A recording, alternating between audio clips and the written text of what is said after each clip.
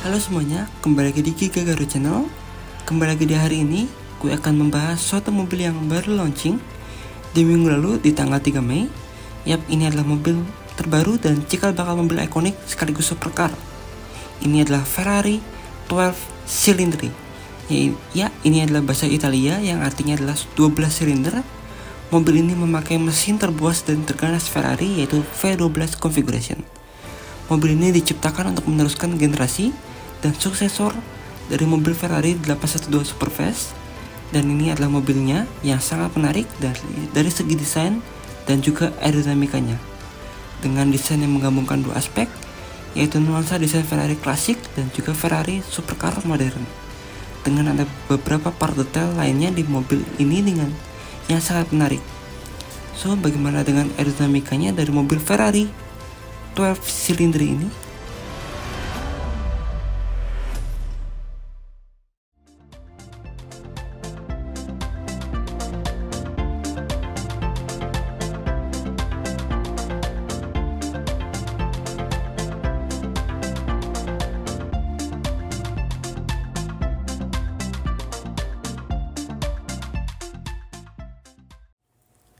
Oke, dan ini dia mobilnya dari Ferrari 12 Cilindri.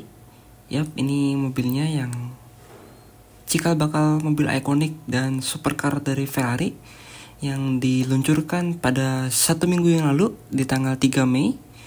Dan ini menarik perhatian publik bahwa kali ini Ferrari menyematkan mesin paling bertenaganya mereka, yaitu mesin paling ikonik, yaitu mesin 12 silinder sesuai namanya, yaitu 12 Cilindri.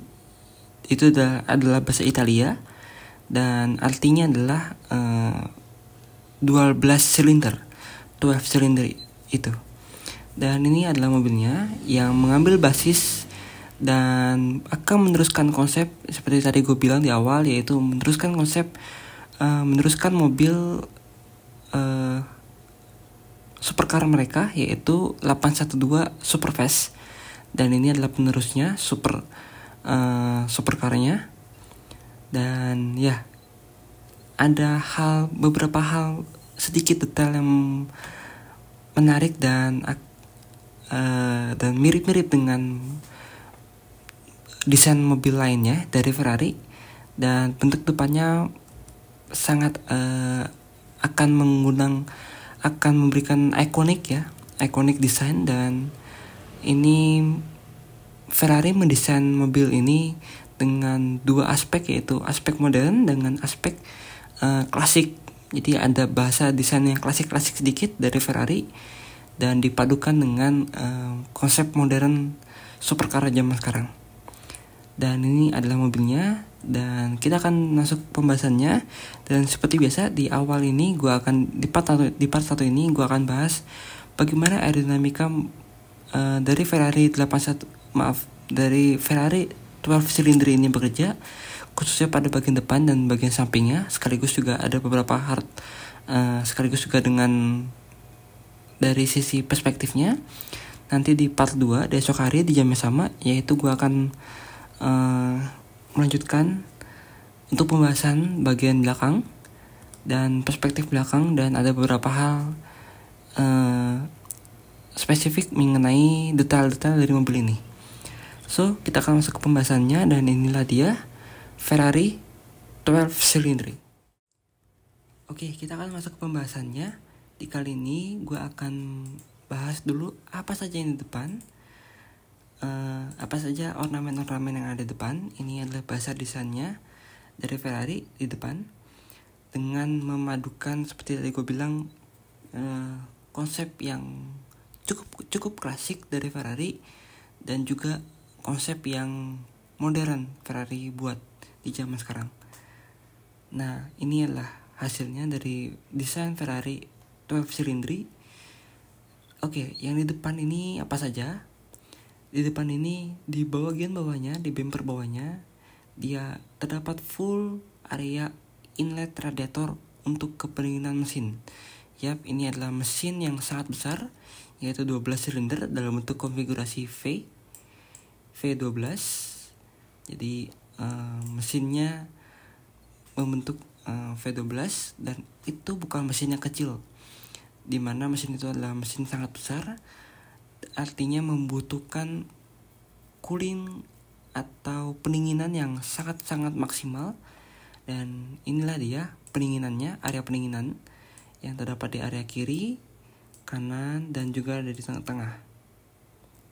Dan ini adalah Ferrari dengan bermesin front mid engine. Jadi mesinnya ada di depan ya, bisa kita lihat dengan moncongnya yang sangat panjang di sini. Nah, lalu ke bagian sisi-sisi kiri kanannya, di sini terdapat part design ya. Jadi di sini ada part design yang akan gue jelaskan nanti. Di bawahnya di sini dia terdapat splitter splitter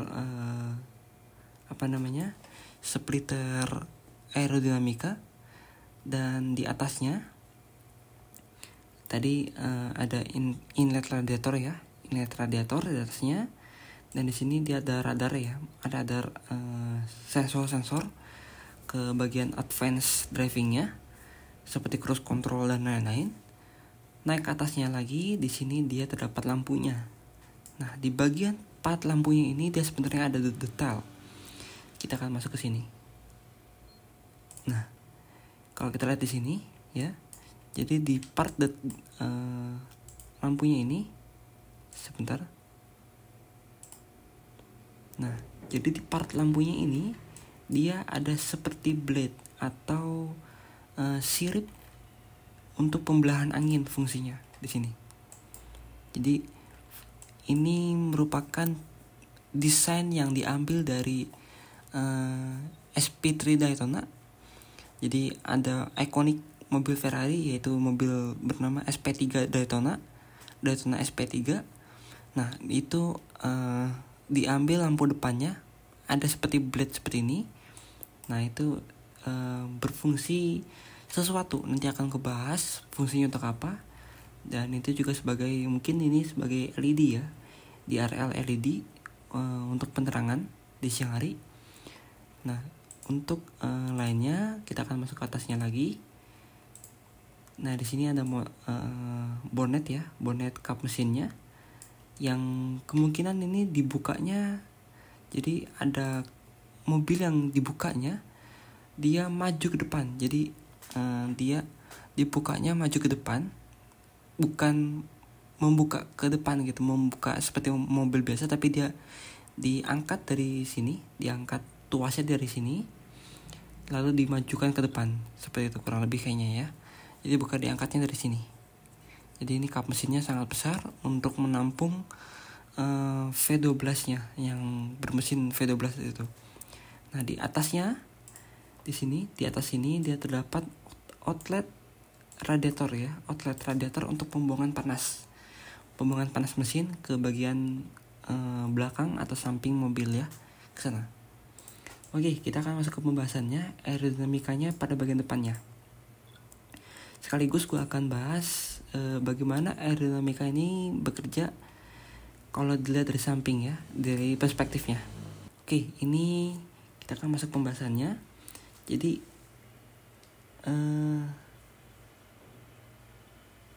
mungkin dari perspektif kiri langsung ya, biar gampang. Nah, jadi bentuk moncong depannya ini dia sangat-sangat pipih, sama seperti halnya Ferrari. Kalau kita lihat dari samping ya, sama seperti halnya Ferrari yang di beberapa minggu lalu gue bahas. Ferrari ini sangat lekat dengan namanya motorsport, dan desainnya juga mirip-mirip dengan mengambil konsep dari motorsport. Oleh karena itu, bagian depannya juga dibuat pipih ya, dibuat pipih seperti ini, moncongnya sangat lancip di depan untuk membagi distribusi beban angin yang lebih merata. Nah, maksudnya adalah untuk membelah angin secara lebih baik ke bagian mobil yang akan terkena angin secara spesifik. Nah, jadi dengan bentuk moncong yang sangat pipih ini, mobil dapat melaju dengan less drag atau drag yang sangat kecil, dengan hambatan angin yang sangat kecil, dan itu akan mempengaruhi bentuk aerodinamika yang lebih efisien. Jadi aerodinamika udara akan membagi secara efisien, yaitu ke bagian atas mobil ataupun ke bagian bawah mobil. Jadi kalau dia bentuknya secara rata seperti ini ya, rata seperti ini, dia akan menjadi drag atau hambatan angin yang besar di sini. Jadi pembagian anginnya tidak akan merata ke bagian atas ataupun ke bagian bawah mobil. Tapi kalau dengan bentuk lancip seperti ini, maka efisiensi aerodinamika akan lebih baik dan akan membelah angin dengan low drag yang sangat minim, dan itu akan mempengaruhi dengan kecepatan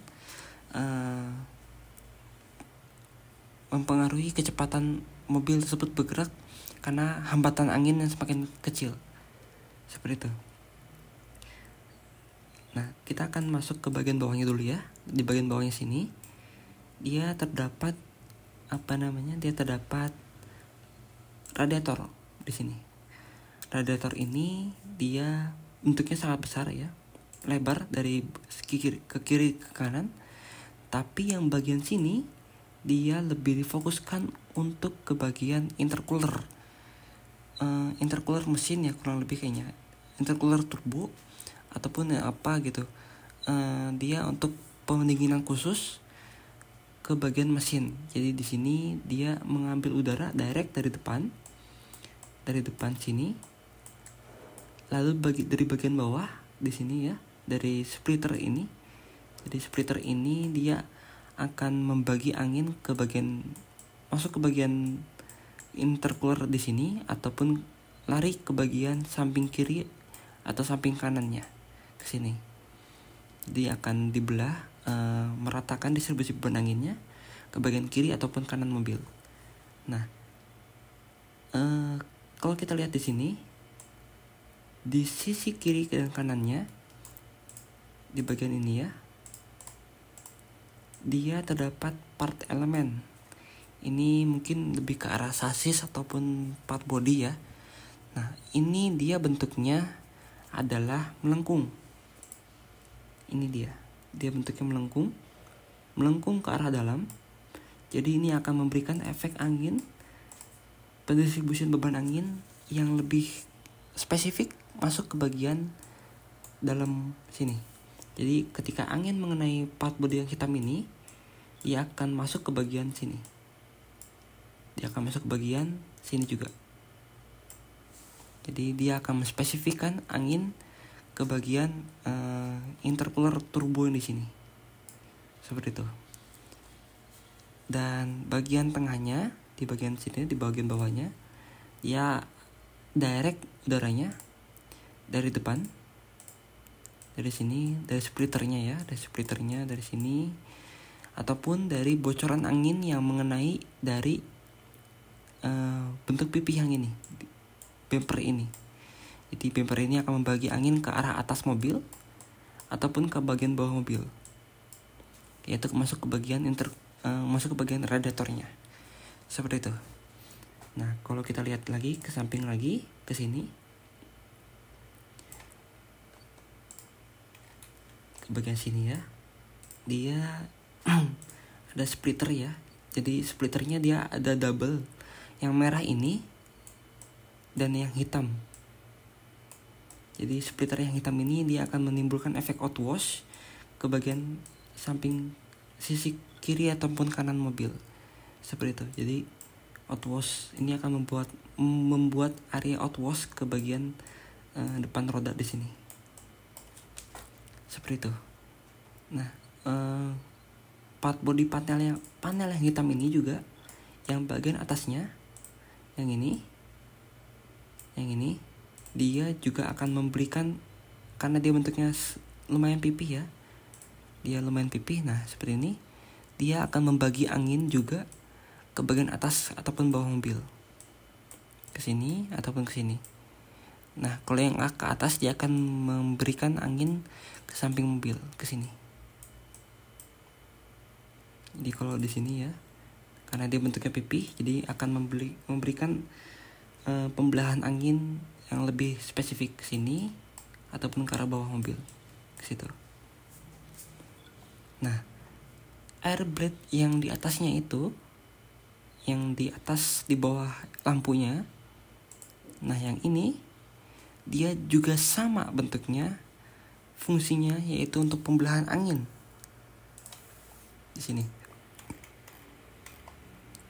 Jadi karena bentuk moncongnya dia pipih, bentuk moncongnya dia pipih, maka sekalian desainer juga akan memberikan seperti air blade ya di sini untuk memberikan efek seperti konsep di moncongnya, yaitu pipih. Karena ketika angin menabrak lampu di sini, maka ada kemungkinan terjadinya drag yang terjadi di bagian area lampu. Jadi splitter ini, air blade ini akan memberikan pembelahan angin ke bagian atas mobil, yaitu ke bagian lampu ataupun ke bagian bawah mobil. Untuk pembelahan angin, untuk memberikan efek low drag ke bagian yang ditentukan. Ketika angin tersebut ketika angin tersebut diarahkan ya, seperti itu. Nah, ke bagian kap mesinnya, kita ke bagian kap mesinnya di sini. Jadi angin pasti akan naik ke atas mobil ya. Angin pasti akan naik ke atas mobil ke sini. Nah, gua akan bahas ke bagian kap mesinnya ya di sana. Jadi di kap mesinnya tadi, seperti gue bilang di bagian sini dia terdapat yang namanya adalah cooling outlet radiator ya, outlet radiator, yang dimana ini pastinya dia akan memberikan pembuangan efek panas ke area di sini. Nah, jadi efek panas dari mesin dia akan dibuang melalui sini, dan dibuangnya sangat baik, yaitu ke bagian luar mobil, yaitu ke bagian sini.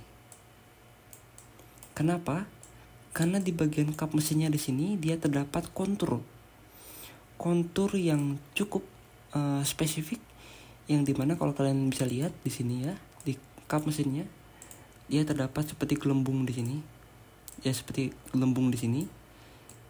Nah, gelembung ini dia akan memberikan efek angin, yaitu tadi spesifik ke area luar mobil. Jadi angin yang tadi di atas kap mesin akan angin dingin akan menyapu udara panas yang keluar dari outlet radiator dan akan dibuang ke bagian luar mobil. Jadi seperti itu. Nah, misalnya seperti ini ya. Nah, angin dingin yang ada di kap mesin akan menyapu udara panas yang keluar dari kap mesin dan akan dibuang ke area samping mobil, ke sana. Seperti itu. Jadi outlet ini dia mempunyai fungsi untuk pembuangan angin, dan angin tersebut dibuang ke area yang ditentukan, yaitu ke bagian samping mobil, kiri ataupun kanannya. Nah, di sini gue sudah siapkan video singkat mengenai aerodinamika yang bekerja ketika angin tersebut mengenai bagian depan, dan angin tersebut mempunyai fungsi untuk pendinginan ke bagian ke bagian mesin.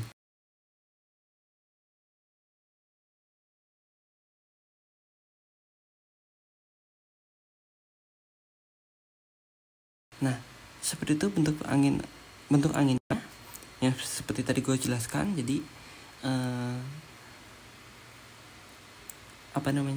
angin yang ada di kap mesin dia akan dibuang ke bagian luar mobil ya. Nah, yang tadi juga di video sudah dijelaskan kalau tadi yang di bagian bawah sini, di outlet ini, maaf maksudnya yang di inlet ini, dia juga akan memberikan efek outwash ke bagian luar mobil, yaitu ke bagian dari ringkar roda ini. Jadi di bagian ini dia bukan hanya untuk pendinginan mesin, bukan untuk pendinginan intercooler turbo, tetapi juga untuk pendinginan ke bagian rem ataupun hal lainnya, ke bagian sisi aspek rodanya di sana. Seperti itu.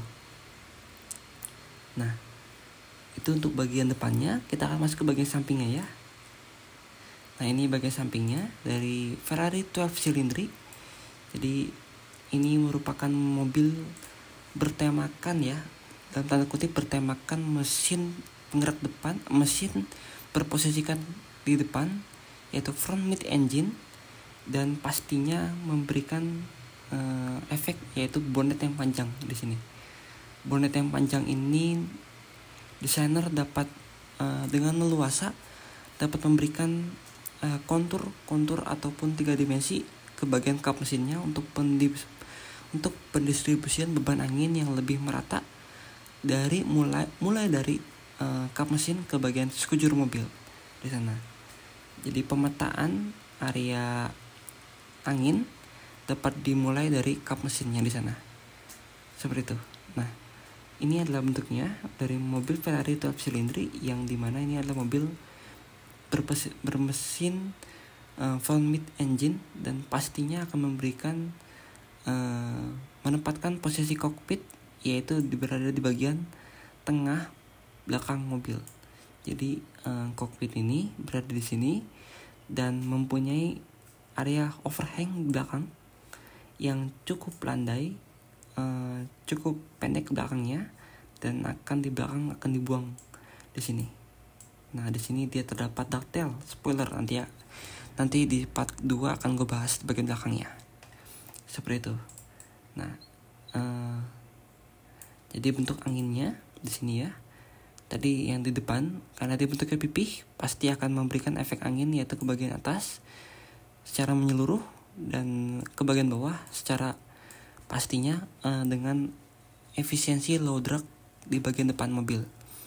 Nah, tadi yang masuk ke bagian intercooler turbo di sisi kiri dan sisi kanannya keluar melalui sini untuk pendinginan rem,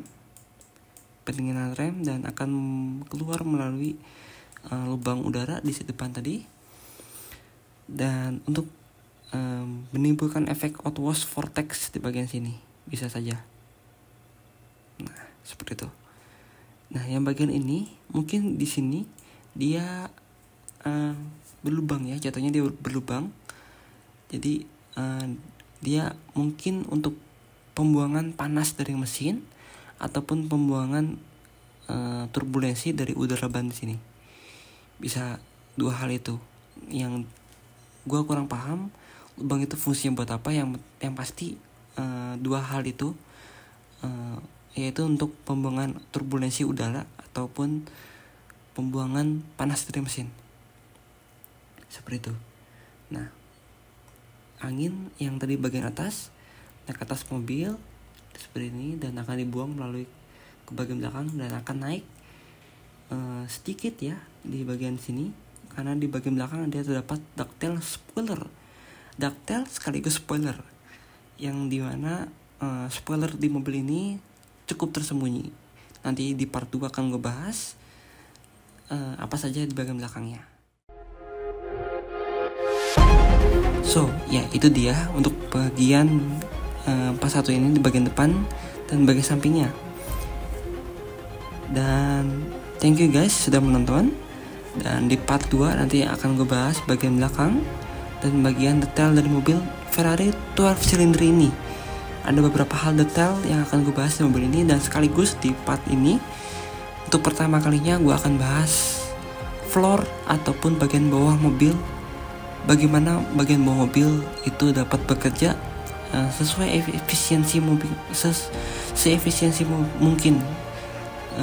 Contohnya adalah mobil supercar seperti ini di sana. Oke, thank you guys sudah menonton, and see you on the next video. Dan jangan lupa like, share, dan subscribe ke channel gue. Bye bye.